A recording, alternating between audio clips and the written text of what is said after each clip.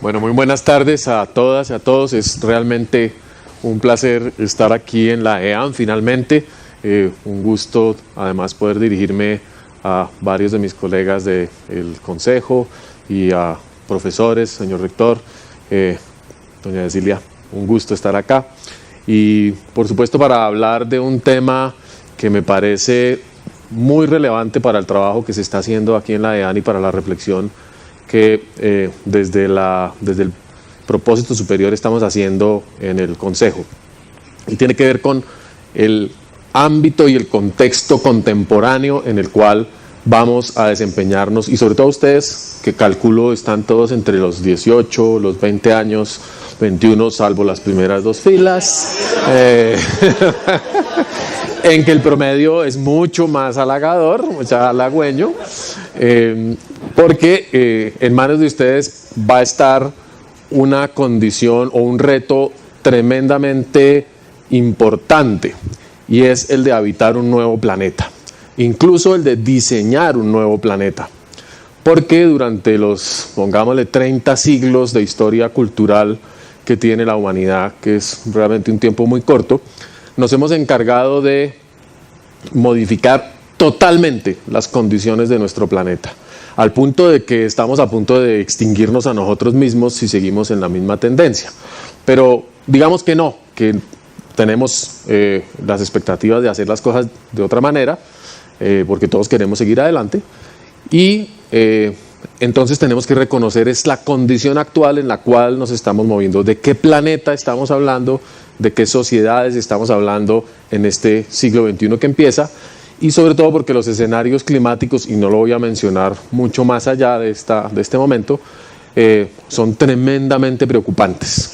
Insisto, si la Tierra se calienta más de 2 grados de lo que venía experimentando en el siglo XX, las condiciones de estabilidad, de probabilidad de mantener la vida en el planeta incluso, comienzan a ser a parecer vulneradas. Entonces yo quiero hablar de cuáles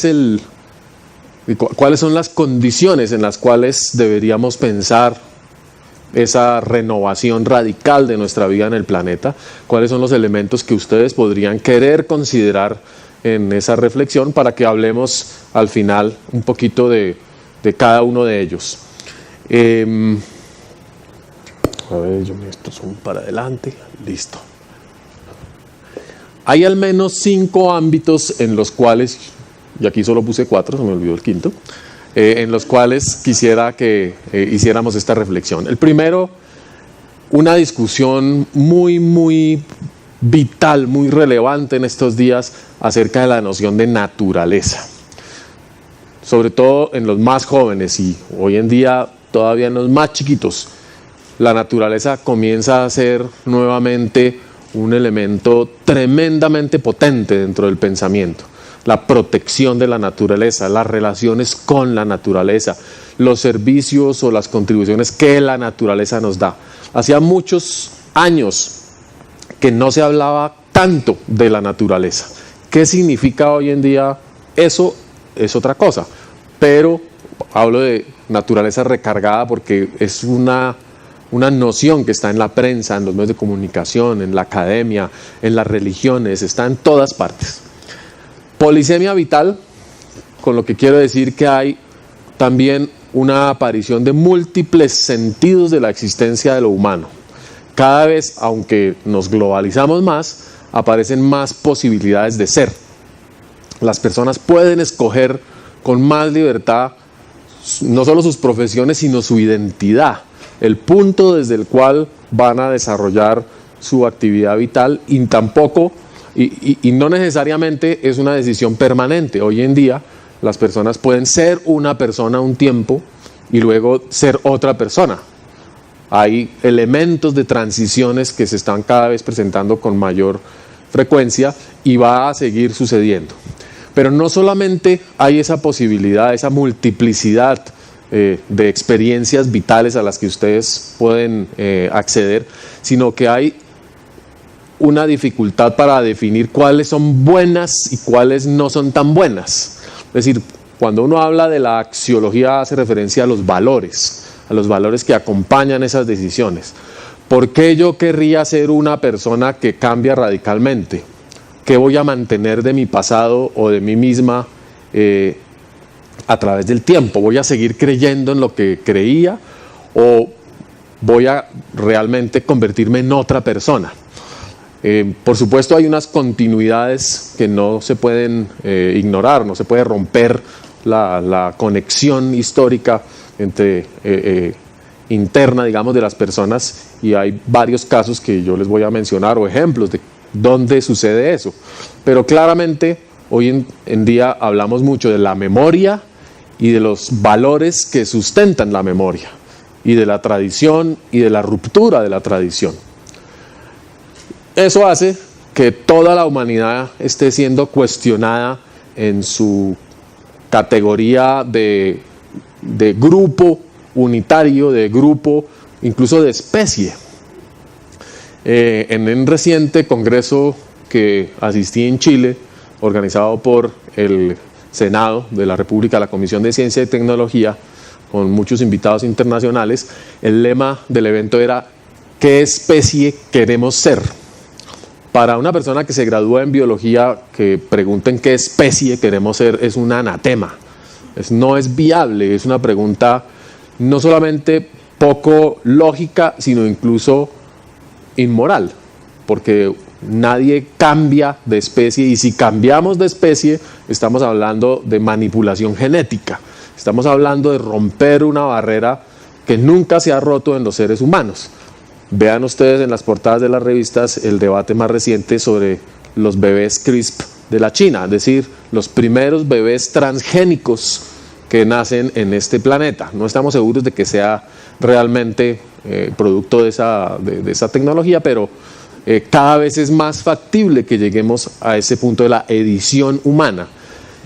Pero no solamente la humanidad biológicamente hablando está cuestionada, sino la posibilidad de parentescos con la máquina, con la tecnología, comienzan a generar preguntas sobre nuestras identidades del futuro.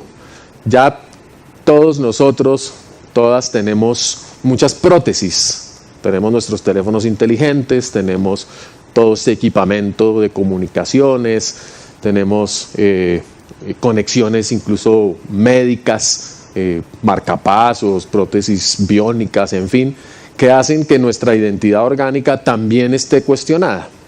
Entonces la humanidad tiene que preguntarse, y a ustedes les va a tocar directamente tomar muchas decisiones sobre qué clase de gente van a ser ustedes.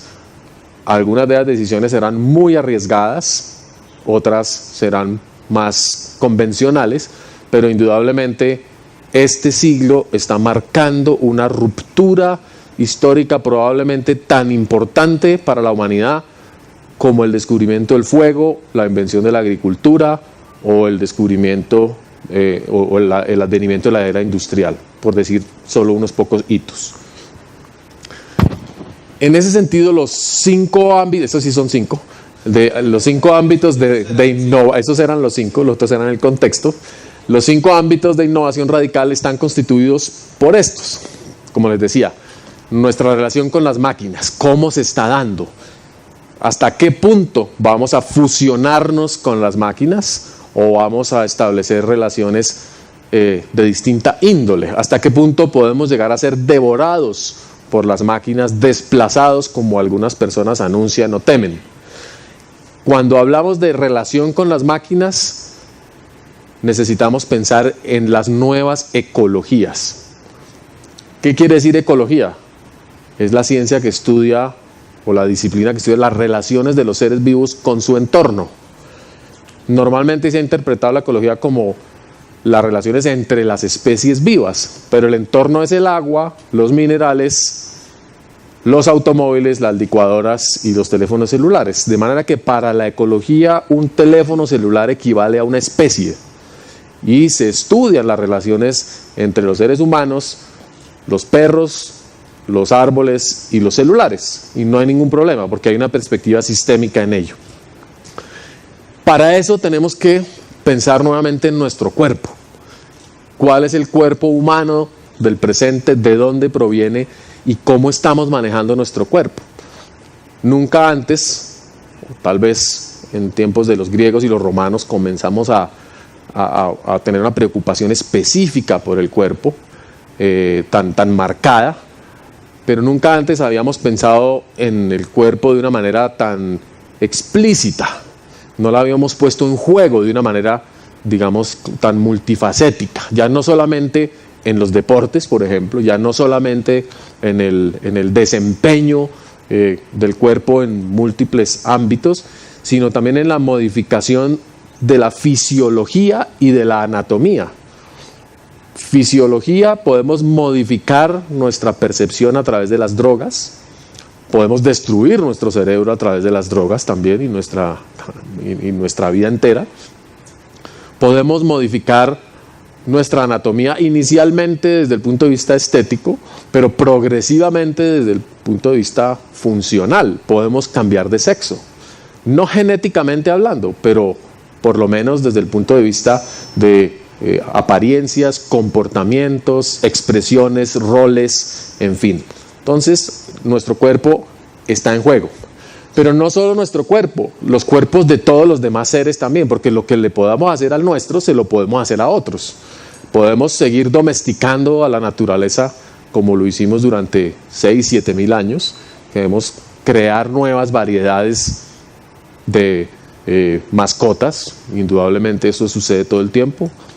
Vamos modificando la genética de los perros para crear nuevos tipos de perros, y ustedes miran la variedad tan inmensa que hay de razas de perros que no existirían nunca sin la intervención humana, y entendemos entonces el poder que tenemos de manipular sin siquiera entrar al ADN la diversidad del mundo.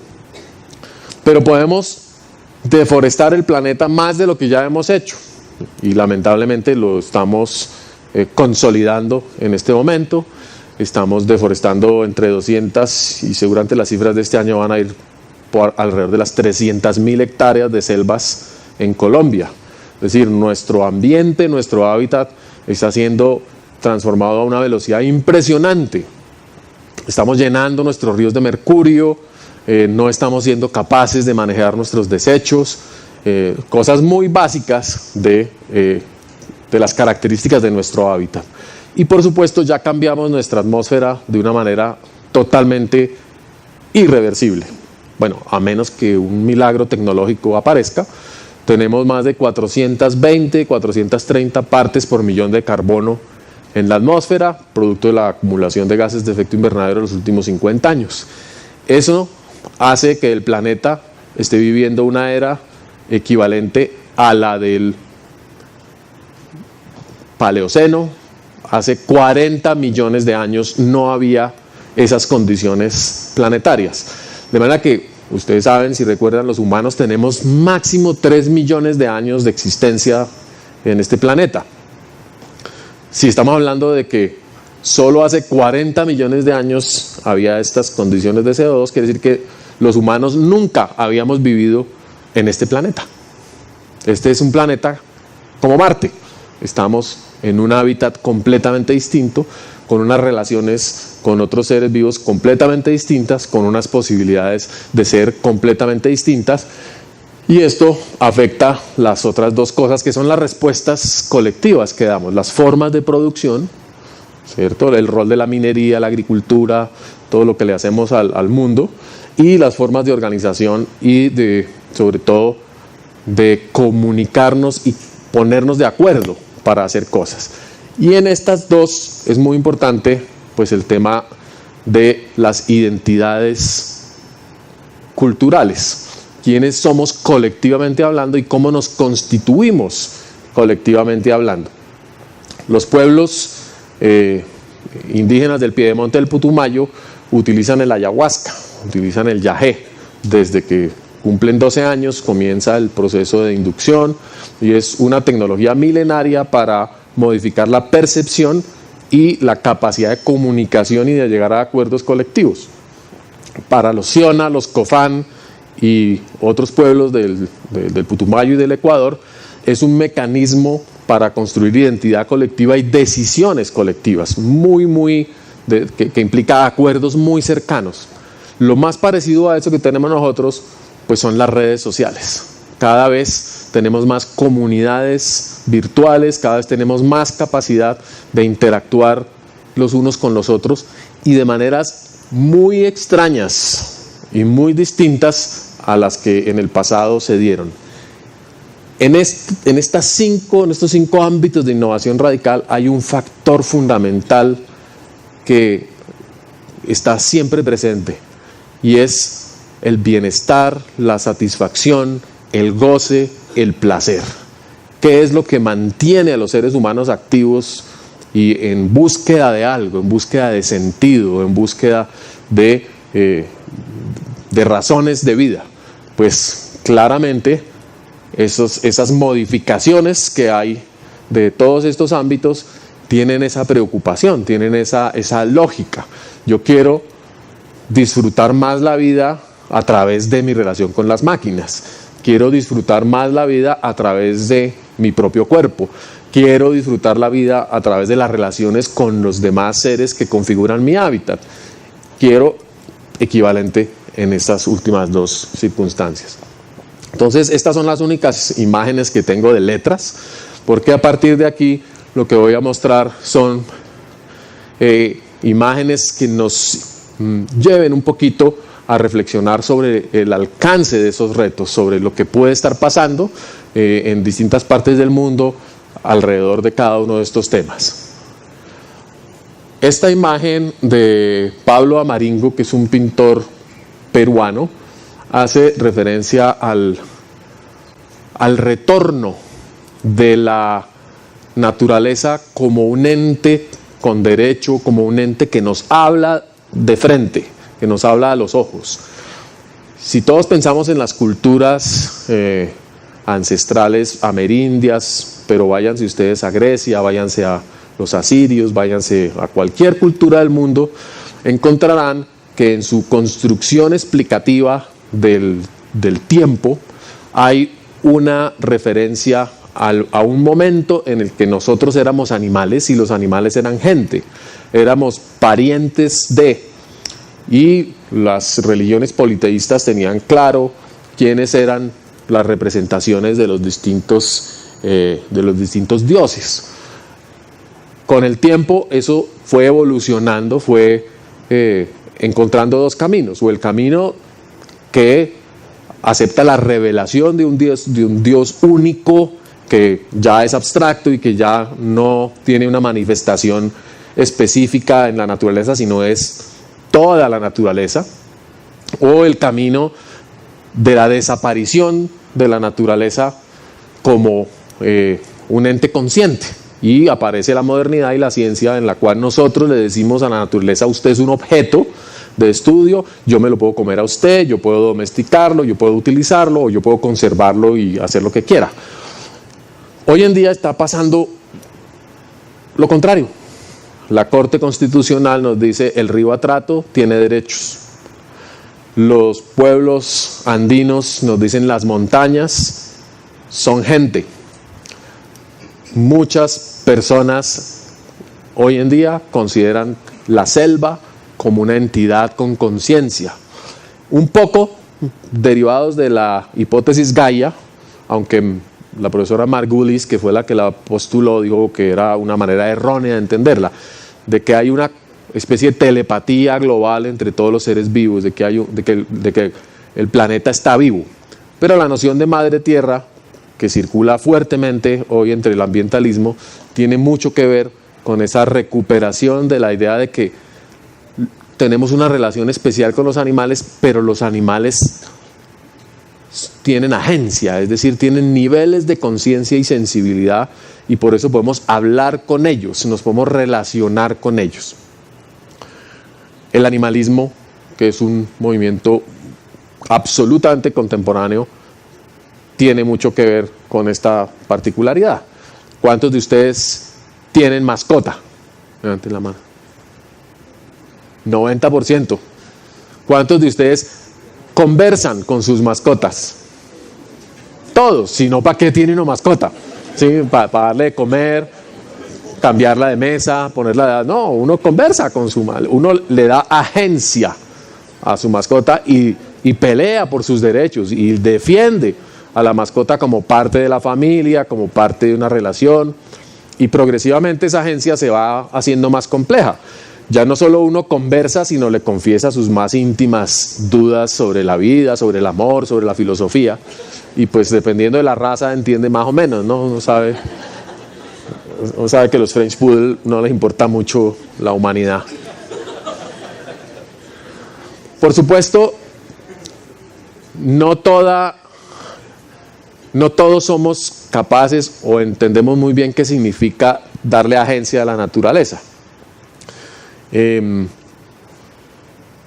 la naturaleza, tal como había sido comprendida en los últimos siglos, está desapareciendo. Estamos extinguiendo las demás especies, estamos afectando la diversidad del planeta, la diversidad aquí en Colombia, a medida que va expandiéndose la actividad humana, no solamente porque los empujamos por fuera de su ámbito de vida, sino porque les quitamos energía, les quitamos agua, les quitamos comida. Entonces, la humanidad está compitiendo de manera muy inconsciente a veces con el resto de la creación o con el resto de la evolución, lo que quieran pensar.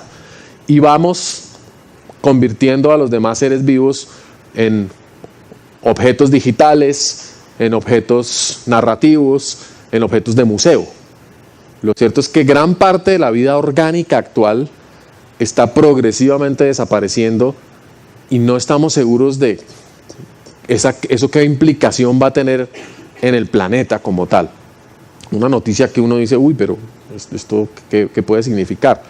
La biomasa de insectos en Europa ha decaído a menos de la tercera parte de su promedio histórico. ¿Qué quiere decir eso? Que todos los moscos, cucarachas y bichos que existen en Europa ahora solo en términos de masa viva, solo queda la tercera parte. Y uno dice, bueno, pero pues qué maravilla, finalmente logramos limpiar al menos Europa, no necesariamente nuestra tierra. Eso significa, es una señal de colapso ecológico, porque todos esos bichos y la cantidad de masa que representaban tenían un rol importantísimo en el ciclado de energía. Gracias. Uy, se oye mejor. Empiezo de nuevo. Esta es una imagen de la evolución, una interpretación de la cantidad de especies que han aparecido por cada grupo taxonómico desde que conocemos o creemos que existe la vida hace 3.500, 3.700 millones de años. En el centro están los organismos más antiguos y a medida que se desenvuelve la espiral van apareciendo otros grupos de individuos y las barritas representan la cantidad de especies. Esta manera de representar la evolución, que no es el árbol al que estamos acostumbrados, que dice que vamos siendo derivados los unos de los otros, indica es que pareciera que hay una cualidad particular o una capacidad planetaria de innovar, un ritmo de innovación para llenar cierto espacio de posibilidades. Porque fíjense que para casi todos los grupos la cantidad de especies es más o menos equivalente, si no el dibujo no podría hacerse de esta manera. La pregunta es ¿cuántas especies le caben al grupo homínido, a los seres humanos? Por ahora solo conocemos una viva y unas 7, 8, 14, no sé cuántas, porque todos los días aparece un homínido nuevo, como despliegue de esa capacidad. ¿Será que lo que está pasando en este momento es que comienza una explosión de especies a partir de la nuestra que existe? Diría, pero ¿cómo nos vamos a volver muchas especies? Y volvemos a la pregunta del principio, ¿qué especie queremos ser? ¿Qué especie podemos ser? ¿Se imaginan ustedes ser una especie distinta? Bueno, en Star Trek sí eso salen toda clase de homínidos con toda clase de capacidades. Hay algo muy curioso que probablemente tiene que ver con la panspermia, es decir, con la idea que la vida se originó por la caída de un meteorito, entonces pues debe haber muchos planetas en el universo que recibieron meteoritos, pero en cada uno de ellos la vida cogió un ritmo distinto, pero igual hay cierto nivel de paralelismo y nos vamos a encontrar tarde o temprano con los primos de ese efecto evolutivo. Pero si no, de todas maneras la pregunta es ¿cuál es el espacio que existe para la evolución de lo humano? Y si nosotros tenemos algo que decir ahí, si vamos a consumir toda la energía planetaria orgánica y la vamos a convertir en el planeta de las máquinas. Ustedes todos vieron Matrix. ¿Quién no vio Matrix? Bueno, menos mal, así uno. Tarea para esta noche. Recuerden, en el tercer capítulo, en la tercera película de la saga, aparece al final la ciudad de las máquinas. Y la ciudad de las máquinas es una ciudad, es un ecosistema gigantesco, supremamente complejo, con conciencia colectiva, pero es maquínico, no es orgánico. Aparece lleno de animalitos entre comillas, que desarrollan tareas en ese ecosistema completamente artificial y en el cual los seres humanos somos la pila. Recuerden que nosotros nos guardan en unas cajitas y nos ponen el enchufe para sacarnos la pila. Y a cambio de eso nos dan el universo virtual en el que estamos viviendo. Digo, en el que creemos que estamos viviendo. ¿El universo es simulado o no es simulado? Una pregunta persistente aún en la filosofía contemporánea. Los científicos dicen que es imposible que sea simulado por muchas cosas, pero el cerebro está metido en una caja completamente aislada del entorno. Y el cerebro es el que construye el modelo cognitivo que tenemos. De manera que ahora compartimos un universo inteligible porque pues provenimos de la misma raíz. Pero ¿es este el universo? ¿Es esta la realidad? Aunque sí lo fuera, lo cierto es que sí podemos modificar la manera en que vivimos en el universo a partir de modificar las percepciones. Cuando empezamos a pensar en realidad virtual, cuando empezamos a pensar en que los sentidos comienzan a traicionarnos, estamos hablando de una posibilidad de muchas bifurcaciones en la existencia de la humanidad, porque si a través de lo virtual podemos construir universos compartidos, inteligibles, persistentes, quiere decir que la mitad de ustedes podría estar viviendo en un universo completamente distinto a esta mitad y nunca nos enteraríamos. Y ahora más adelante vamos a ello. Esta imagen es simplemente en el hinduismo antiguo, la comprensión de que, o la propuesta de que nosotros estamos condenados a vivir en múltiples universos de apariencias a menos que logremos deshacernos de las apariencias. Y por eso hacemos meditación zen, o por eso tratamos de liberarnos de las sensaciones como un propósito en algunas culturas. Por eso los kogi encierran a sus mamos o candidatos a mamos durante varios meses o años en una cavidad oscura, donde minimicen la percepción para que no se distorsione su modelo del universo y realmente encuentren y conozcan la verdad. Hoy en día cada vez es más difícil para nosotros ese nivel de aislamiento. Si uno no logra hacer eso, entonces la maldición es que uno está condenado a vivir y a sufrir simulación tras simulación. Morimos y reencarnamos en otra simulación. Y esa es la rueda de los karma que nos expresa esta manera de pensar. Hoy me salí, no, aquí. Poco a poco estamos siendo capaces de intervenir entonces en ese universo orgánico de una manera más contundente, de una manera más drástica. Digamos que la primera intervención en ese universo orgánico se dio hace 6.000 a 7.000 años al inventar la agricultura, al domesticar los primeros animales. Eso no es nada, eso es ayer, 6.000 a 7.000 años.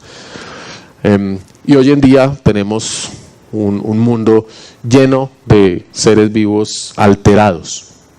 Los salmones que comemos pues están llenos de antibióticos, los cerdos que comemos están llenos de antibióticos y de otras sustancias químicas, pero nosotros mismos estamos supremamente modificados también.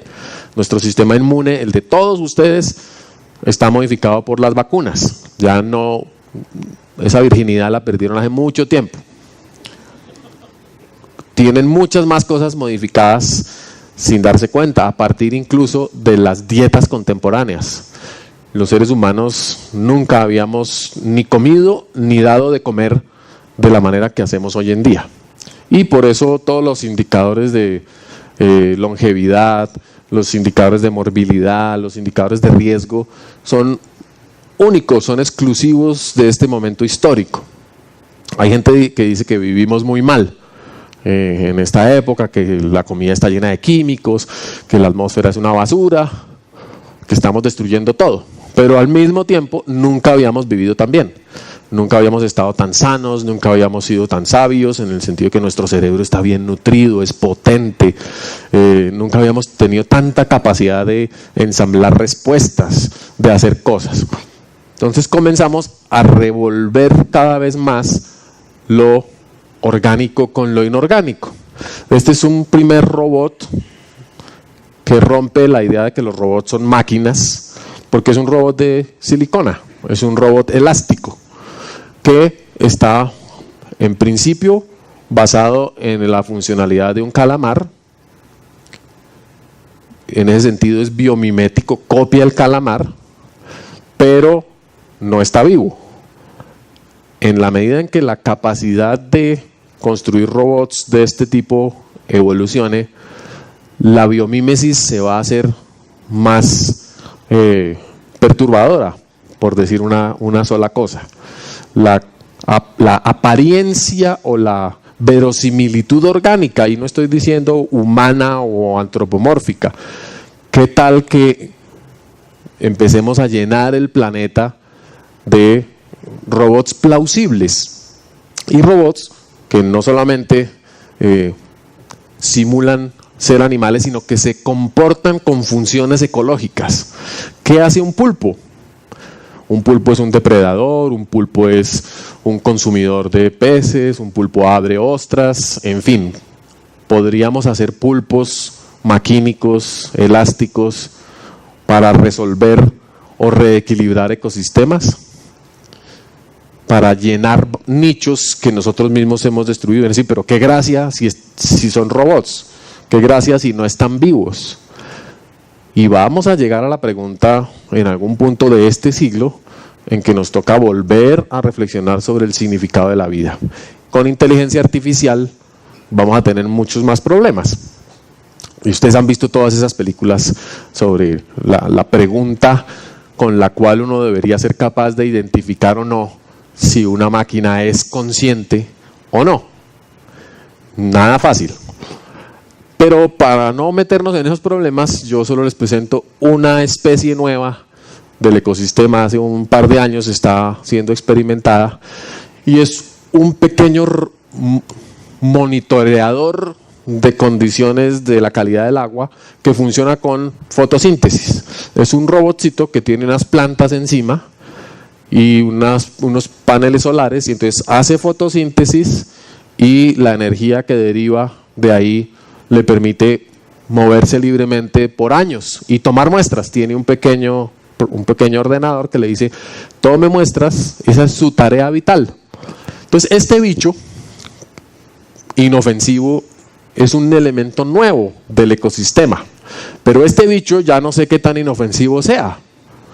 Cuando empezamos a asumir funciones ecológicas de otras especies y poderes y capacidades de otras especies, empiezan las multifurcaciones, se diría, las subdivisiones de capacidades entre los seres humanos, hasta el punto de que ese sueño de equidad y de igualdad está siendo al mismo tiempo destruido por la evolución de miles de alternativas tecnológicas aplicadas a nosotros mismos. Por supuesto, yo no voy a competir en ninguna en los 100 metros libres con una persona que tenga estas cualidades. Parecieran de ciencia ficción, no lo son, existen y están comenzando a funcionar. La siguiente es cómo vamos a respirar permanentemente sin todo ese aparataje en el cuerpo. Pero acuérdense del infierno, siempre, y del cuadro, este no es el de Hieronymus Bosch, del paraíso terrenal y del infierno, de los tres mundos en los que los seres humanos nos mezclábamos o volvíamos a ser animales. Hay una posibilidad que puede ser muy llamativa para algunos o muy aterradora, y es la de realmente devenir en otra cosa, realmente lanzarnos a la conquista del espacio, pero no con este cuerpo, sino con un cuerpo altamente modificado, porque este cuerpo es bastante inútil para vivir en Marte o en alguna de las lunas de Júpiter, o para lanzarnos en una exploración del espacio que requiere longevidades de 300 o 400 años. ¿Pero es factible? Absolutamente factible. Ecosistemas digitales, entonces a lo que estamos abocados es a la constitución de un nuevo planeta, de unos nuevos ecosistemas. Ya las ciudades lo son. Lo que me preocupa a mí es que no tenemos buenos ecólogos de esos ecosistemas. No estamos estudiando el efecto de las transformaciones tecnológicas como efectos de las relaciones entre las especies. Y eso está comenzando a pasarnos la cuenta de cobro. Le tenemos pánico a la tecnología. Estamos volviendo a ser terraplanistas. Hay gente, cada vez crece más un movimiento de personas que dice que la Tierra es plana, que el hombre nunca estuvo en la Luna, que toda la tecnología es dañina. Y fundamentalmente porque quien no es capaz de reproducir la explicación prefiere confiar en sus sentidos, y uno sabe que los sentidos pues son limitados. Entonces necesitamos ecólogos de los ecosistemas que estamos creando, por lo menos ecólogos urbanos. Claro, en todos los ecosistemas aparecen demonios nuevos, ¿no? Aparecen riesgos tremendos, digamos. Lo que pensábamos que habíamos superado de la selección natural, dado que es una propiedad sistémica, va a permanecer. Vamos a seguir enfrentándonos a nuestros propios demonios, a nuestros propios monstruos y a nuestros propios debates morales. Nada de lo que suceda nos va a aliviar de esa reflexión. Y eso es chévere, porque eso es lo que hacemos los seres humanos, seguir reflexionando sobre nuestra condición en el planeta. Y uno de los elementos de la condición planetaria, que no aparece en todo esto anterior, es la sexualidad, el erotismo, la búsqueda de placer. Esta diapositiva, la fotografía se llamaba Los sueños eróticos del árbol abandonado. ¿Qué estará sintiendo el árbol cuando no puede reproducirse o estar acompañado de nadie más? En ese nuevo mundo que estamos construyendo vamos a encontrar decenas de posibilidades eróticas que ya existen, ya comienzan a existir. Si algo mueve las redes sociales es la pornografía. ¿Qué hay en la pornografía y la pornografía digital? La posibilidad de experimentar el mundo y el placer con otros algoritmos. Y nadie nos está educando para eso. Eso está sucediendo a una velocidad impresionante y el mercado está vendiendo la realidad virtual y el 4D para experiencias sexuales absolutamente inimaginadas, dicen. No he probado nada de eso, pues porque es muy caro. Y uno diría, uy, pero si eso ya sucedía, eso era lo que hacían los muiscas y era lo que hacían los griegos, era lo que hacía Zeus con Leda. Zeus se convertía en cisne para poder seducir a Leda. Miren el mito, la vuelta que da. Ahora podemos convertirnos en Leda o en el cisne, según ustedes quieran y la tarjeta de crédito que tengan. ¿Qué tanto podemos simular entonces las experiencias? ¿Qué tanto podemos convertir el aroma de una rosa en la imagen de una rosa en nuestro cerebro? ¿Qué tanto podemos engañar a una persona con una imagen o una reproducción de cualquiera de nosotros tan convincente como para que resulte satisfactoria. ¿Se acuerdan también de la película Her? El chico que se enamora de una inteligencia artificial. Ni siquiera necesita cuerpo, no necesita sino discurso, sensibilidad y autorreferencia. Pero ¿cuántos se van a enamorar o van a caer ante, comillas, falacias existenciales? De hecho, uno siempre se enamora de una falacia, porque uno se enamora primero de sí mismo o de sí misma cuando lo ve reflejado en otra persona, y la tarea de la humanidad es realmente enamorarse de la otra persona, no de sí mismo. Pero bueno, eso ya es psicología profunda. Aquí hay psicólogas, yo creo, y psicólogos. Podremos viajar por el universo como otros seres. Vamos a ver. Entonces, ¿cómo nos vamos a construir? Reitero la pregunta, ¿cómo nos vamos a expresar? Esta es la misma imagen de la representación espiral de la filogenia, es decir, del parentesco de todas las especies. Aparecen aquí las primeras bacterias y luego el mundo actual se diversifica por grupos en centenares de especies, y obviamente entre más el tiempo corre, digamos a los más recientes, que somos nosotros, luego los frailejones, las velocias, pues los que llegaron el último 1.000.000 de años. Pero esa expresión es persistente, debería seguir así, o hay posibilidades de que a esas bacterias les nazca una ramita distinta a partir de la biotecnología, a partir de la nanotecnología, a partir de nuestra intervención en la historia evolutiva. Lo cierto es que la capacidad humana de cambiar todo el árbol evolutivo está a la vuelta de la esquina. Cambiar la evolución de un planeta no es algo que se haga de manera o trivialmente. Estamos diciendo, ¿qué tal que un speech, el botón de ¡pum!, se acabó? Porque realmente puede pasar, realmente podemos destruir un planeta entero y destruir esos 3.500 millones de años de evolución con nada. Finalmente hay miles de millones de planetas en el universo, pero miles de millones. Ya hemos descubierto con nuestros limitados instrumentos cerca de 1.000, y de esos 1.000, unas decenas similares a la Tierra. Pues, pensar que el nuestro es el centro del universo ya pasó hace mucho tiempo. ¿Qué especie queremos ser?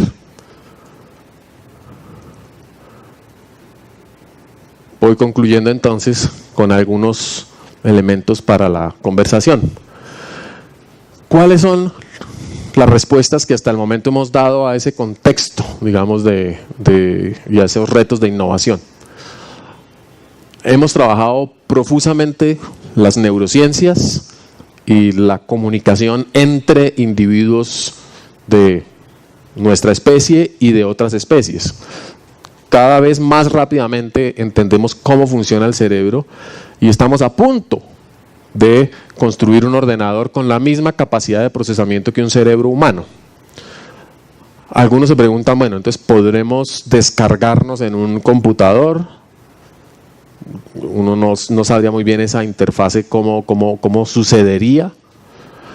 O podemos entrar en simbiosis con cerebros acompañantes, entonces ya no solamente un teléfono inteligente de alta capacidad de cómputo, pero un cerebro inteligente con un Siri que nos engaña ya persistentemente, como a pensar que es nuestra novia o nuestro novio.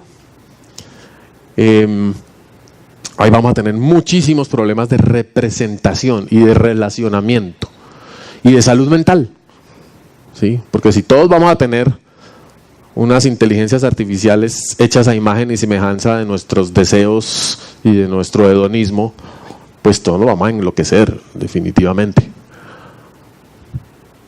Grandes cantidades de datos.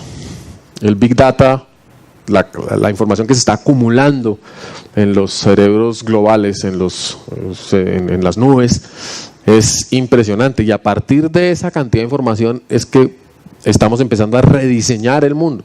Es decir, yo necesito esta piecita para este ecosistema que me estoy inventando. Bien sea aquí en la Tierra, en una estación espacial o en otro planeta. Pero los datos cada vez van a existir y van a estar más disponibles. Hay gente que cree que los datos van a estar completamente inaccesibles y bajo el control de las grandes corporaciones. Es un poco difícil. Las narrativas de paranoia global y de conspiración global se han demostrado que nunca son verdaderas. Pero puede suceder. Necesitamos capacidad para garantizar el acceso público a esos bancos de datos de todo tipo, a esos bancos de datos con los cuales se van a diseñar esas nuevas entidades o esas nuevas relaciones que estamos empezando a construir. Las inteligencias artificiales tienen que ver es más con la eficiencia, indudablemente con cómo vamos a cumplir funciones en el ecosistema que no existían, que no se cumplían de la misma manera anteriormente. En vez de tener un relleno sanitario, yo puedo tener robots que recojan la basura, carros, robots, y sean capaces de identificarla, clasificarla y semiprocesarla y llevarla a centros intermedios y entregarle toda esa función que antes hacían las bacterias y que luego algunos humanos a un equipo de máquinas. Podría ser muy interesante, indudablemente. Estos son niveles de eficiencia ecosistémica que luego, más pegadito a los cyborgs, van a producir ecosistemas más complejos. El tema de los carros de la basura se me acaba de ocurrir, pero piensen ustedes en combinaciones humano-máquina capaces de garantizar que los carros de la basura no se lleven los niños que están jugando confundiéndolos con basura, porque en los experimentos de inteligencia artificial siempre se ha demostrado estadísticamente que ese 1 o 2% de error es letal. Uno puede tener un sistema perfecto de robots recogiendo basura, pero siempre va a haber algún robot que falle y va a recoger los perritos de la calle y los va a reciclar. Entonces no podemos dejar que eso pase. Para que eso no pase, nos toca conectarnos con el carro de la basura. Pero ya vamos a liberar a miles de humanos que se la pasan día y noche recogiéndole la basura a otros humanos. Entonces los cyborgs no necesariamente son aterradores. Pueden tener funciones muy concretas en el ecosistema contemporáneo. Y finalmente, y el reto más grande para mí, es el de la adaptación al cambio climático. Porque uno diría, bueno, todo esto, uno puede escoger, uno puede decir, sí, Colombia se va a comprometer con el Big Data en tales y tales temas, Colombia va a trabajar en neurociencias en tales temas, va a trabajar en cyborgs de tales temas. Sí, podemos escoger. No, es que no podemos escoger. El cambio climático es la fuerza de selección natural más gigantesca que nunca ha existido sobre los seres humanos y su planeta. Entonces, si no usamos esto, no hay ningún chance de que sobrevivamos al cambio climático. Hay gente que dice, no, vamos a volver a lo sencillo, vamos al pasado, vivamos más austeramente. Eso es comprar tiempo, eso es comprar 20 años, comprar media generación. El planeta va a colapsar. Está en todos los modelos, el 90% de los científicos del mundo climáticos no lo dicen porque es tremendamente desesperanzador. Para que para el 2100, es decir, dentro de 80 años, muchos de ustedes estarán vivos. Este planeta será como Venus, será como, invéntense cualquier modelo, puede que no sea tan espantoso, indudablemente desde el punto de vista geológico y biótico, pero será un planeta inimaginado. Entonces, cuando les digan a ustedes cómo se imaginan el mundo en el 2050 y ustedes digan, no, pues que haya muchos parques, que haya, que todos vivamos felices, que mi novia me sea fiel, olvídense, el futuro es inimaginable. Es inimaginable. Entonces, volvemos un poquito al budismo, cada día trae su afán y tratemos de construir resiliencia, de construir capacidades. Me salí de la última, perdón. A ver si golpeo. Me toca pasarles todas, así se recuerdan para las preguntas.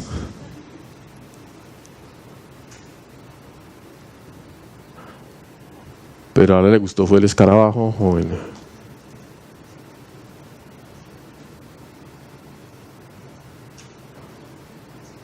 Ya casi.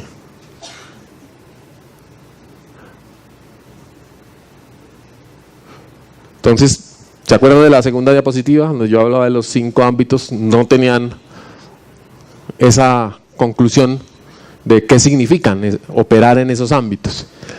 Entonces, para ya empezar a abrir las preguntas y los comentarios. ¿Qué significa construir una nueva relación con las máquinas? Significa una nueva ecología. Hacer conciencia de que nuestras máquinas están hechas por nosotros, pero son elementos nuevos del ecosistema. Nuestro cuerpo implica nuevos estados mentales, una nueva psicología, un nuevo despliegue de la identidad y, por supuesto, nuevas sexualidades. Nuestro hábitat compartido con lo que quede de lo orgánico, pero con todos esos cuerpos nuevos. Nuestras formas de producción también completamente reorganizadas a partir de la existencia de esos nuevos ecosistemas. Y nuestras instituciones y nuestras formas de gobernar, pues regidas por una relación muy que no hemos todavía resuelto entre lo individual y lo colectivo. ¿Cuándo soy yo? ¿Cuándo soy parte de algo más grande que yo? ¿Cuándo participo de la comunidad de intereses, de conocimiento, pero de una manera completamente interiorizada? ¿Cuándo soy una célula de una colonia? ¿Y cuándo me hablo solo conmigo misma? Y esto plantea unos niveles también de existencia institucional muy distintos. Piensen ustedes en la EAN como una gran inteligencia artificial, como un ecosistema lleno de células coloniales que somos todos nosotros, somos su plantel docente, su plantel administrativo, sus estudiantes, todas las redes de gente que hace que la EAN sea algo con una identidad muy fuerte. Esa identidad va a ser cada vez más una identidad consciente. La EAN, como muchas instituciones, tendrá una vida que progresivamente puede hacerse más compleja y puede llegar a tener otro tipo de conciencia. Si no han visto la serie